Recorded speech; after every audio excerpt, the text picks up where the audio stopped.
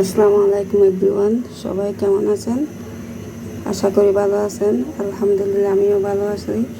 আজকে আমি চলে আসলাম একটি রেসিপি নিয়ে। আজকের রেসিপি হলো আমার কলিজা বোনা। আমার ছেলে মেয়েদের জন্য আমি কলিজাটা বোনা করব, তাই এই রেসিপিটা নিয়ে আপনাদের সামনে চলে আসলাম। আপনারা দেখতে থাকুন। এখন আমি এই কলিজাটা একটু হালকা সিদ্ধ করে নেব। হালকা লবণ আর হলুদ দিয়ে দিচ্ছি হালকা একটু লবণ,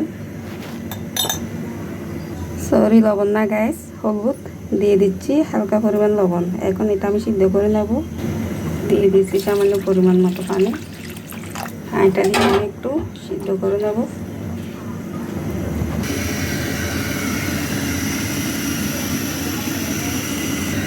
তো গাইস আপনারা দেখতে থাকুন। সিদ্ধ হয়ে গেলে আমি আবার ফিরে আসছি মূল রেসিপিতে, আপনারা দেখতে থাকুন। তো গাইস আমি সিদ্ধ করে নিলাম কলিজাগুলো একটু। এখন রান্নাতে চলে যাব। আমি এখানে সবগুলো মশলা নিয়ে নিয়েছি এখানে 1 চা চামচ গরম মশলার গুঁড়ো, 1 চা চামচ মরিচের গুঁড়ো, আধা চা চামচ হলুদের গুঁড়ো, আধা চা চামচ নিয়েছি আমি সাদা গোলমরিচের গুঁড়ো, আর নিয়েছি একটু চিকেন মশলা।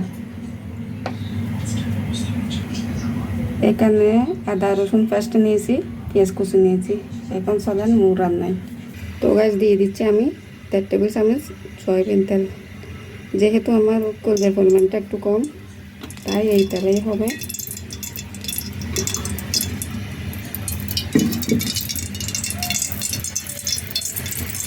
দিয়ে দিচ্ছি আমি পেঁয়াজ কুচিগুলো।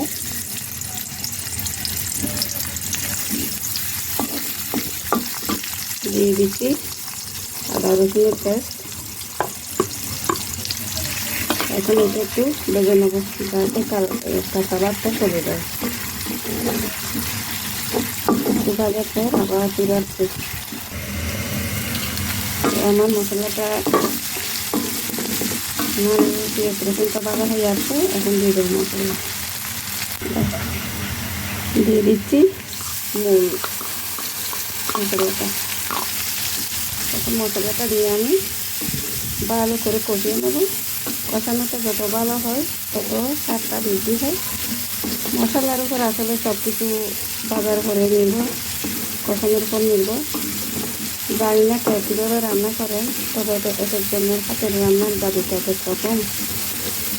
আমারটা আমার মতো, আপনাদের মতন। তাই এইভাবে আপনারাও মাঝে মধ্যে থাকবেন, ছেলে মেয়েদেরকে পরিকল্পনা করে খাওয়া হবেন।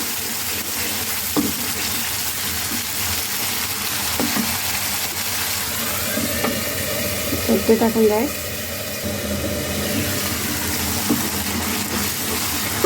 আর একটু কষাতে হবে গাইস, আপনারা আমার সাথে থাকুন, রাগ করবেন না। আমার রেসিপিটা দেখুন। দেখি আমার মশলাটা কতটুকু। ওয়াও, কালারটা অনেক সুন্দর আসছে গাইস, দেখুন আপনারা। এখন আমি দিয়ে দেবো সিদ্ধ করা কলিজাটা।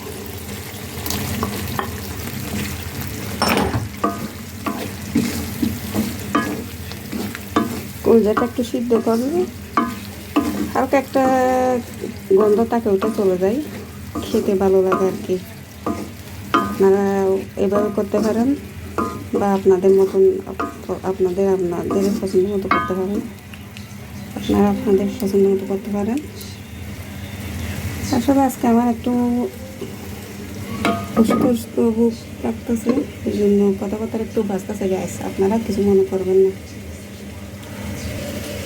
আসুন গ্যাস, আমার কলিজা বোনাটা কীরকম আসছে কালার, মনে হচ্ছে শুধু দিলাম আমি রেডি হয়ে গেছে আমার কলিজা বোনাটা। আপনারা ভালো থাকবেন, আমার পাশে থাকবেন। শুভরাত্রি, আল্লাহ হাফেজ।